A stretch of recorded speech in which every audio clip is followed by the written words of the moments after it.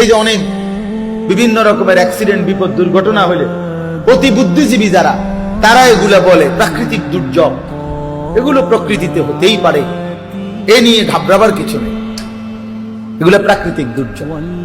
এরকম হবে ঘূর্ণিঝড়, জলোচ্ছ্বাস, টর্নেডো, সাইক্লোন, মহামারী, বন্যা, দুর্ভিক্ষ, মহামারী হতেই পারে, এগুলো প্রাকৃতিক দুর্যোগ। অথচ কোরআনুল কারীমের মধ্যে আছে, আল্লাহ বলছে বান্দা এগুলো আযাব। আর কেন দেই আমি?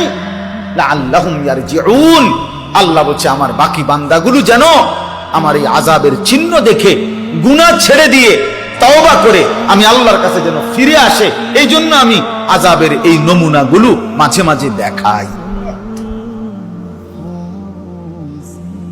বাকিরা যেন ফিরে আসে।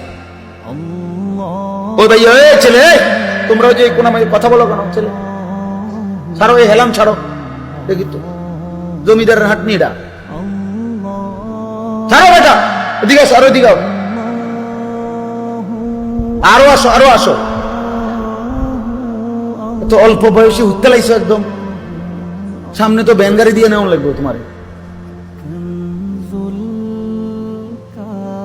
এতটুকু তো বুঝো বাবা, এটা মসজিদ। হেলান দিবা না, একটা জওয়ান ছেলে হেলান দিবা না। বয়স্ক হইলে তো ঠিক আছে, উনি অসুস্থ দুর্বল মানুষ। এত অল্প বয়সী বাচ্চা এত বয়সে কাজ হয়ে গেল কেন?